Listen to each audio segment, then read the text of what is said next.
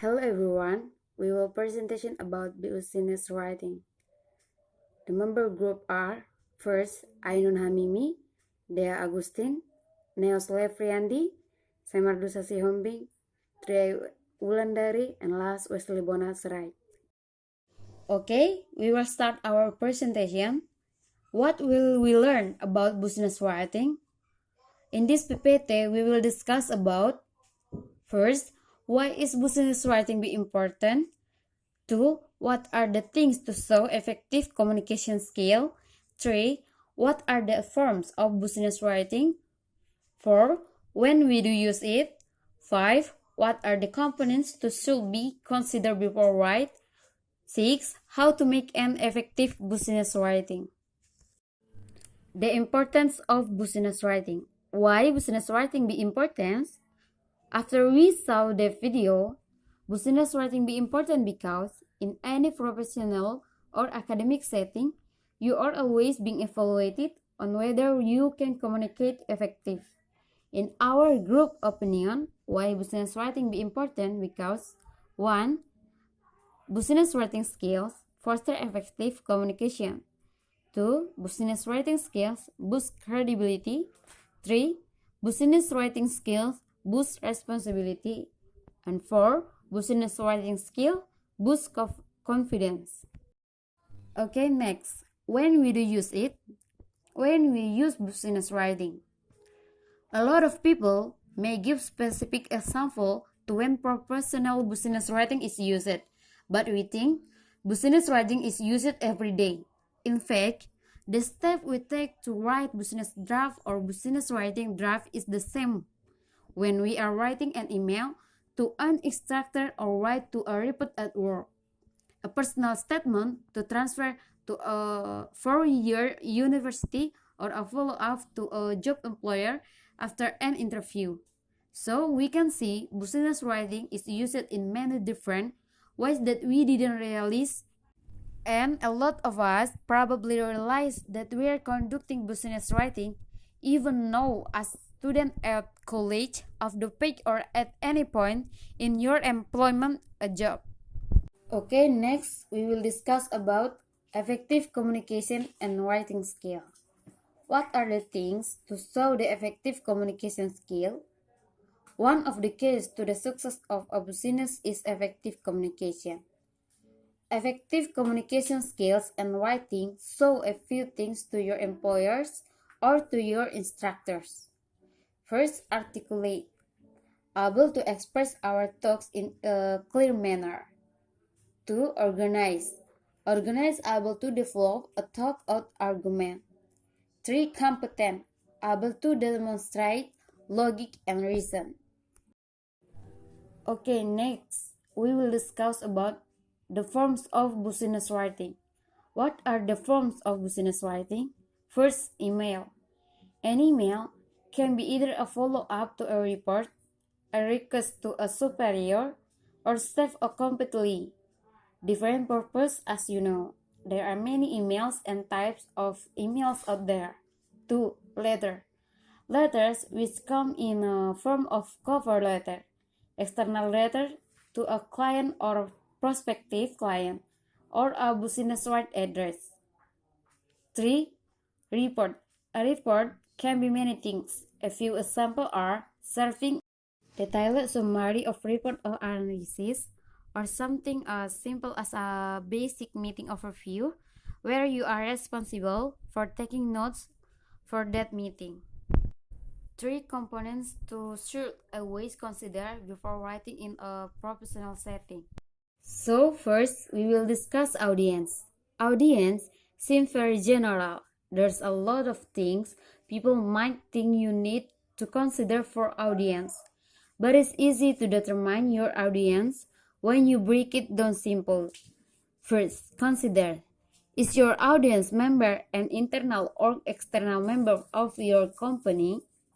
If it is internal, or as in someone who works within your company or organization, you should break down your audience member a little further. Are they subordinate, someone who reports to you? If your audience member is External. You should consider a few things. Consider, are they vendor or consultant, as in someone who works for you, or are they a prospective or an exciting client? Determining your audience for this will help determine how to approach your writing. For example, how you write to a prospective client might be quite different than how you write to an exciting client. Everything needs to be clear and concise, and that starts with considering what your audience member needs to know and why it's being directed to them. First, let's think about how would you write to a superior versus a subordinate.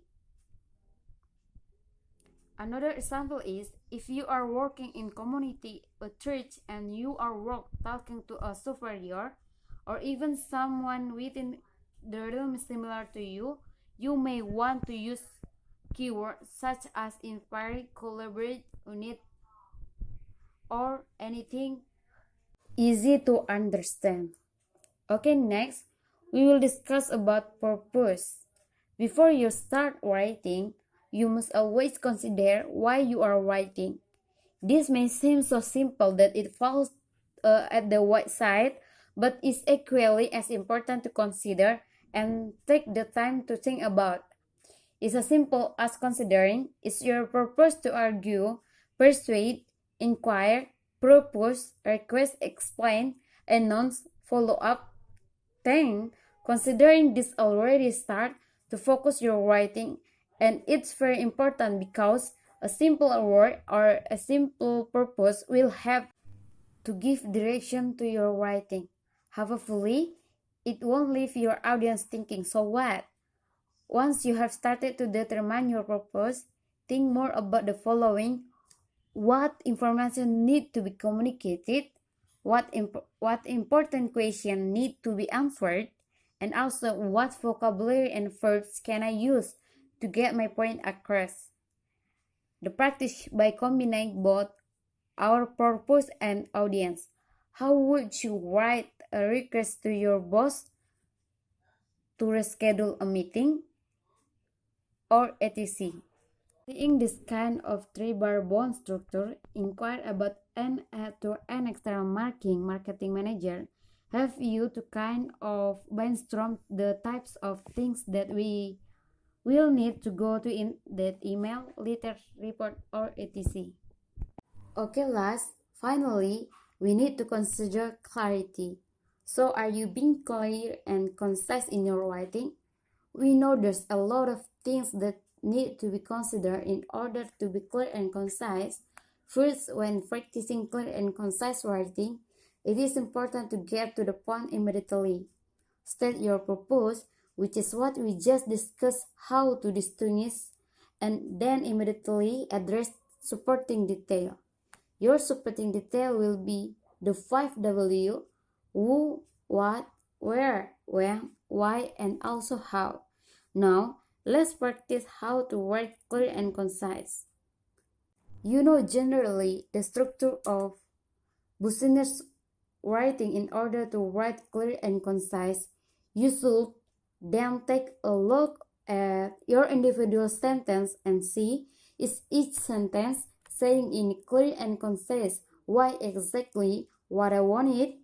In order to evaluate that, there are a few checks, and you can look at the involved grammar, matcha signs, punctuation that will help you to distinguish when you are not writing to clear and concise. Next, use active and power verbs. When you're writing to your audience member, the passive voice, the proper process is to be executed when editing manuscript. Trying to say an example. We'll connect later regarding the interview. Okay, I think enough the presentation of our group.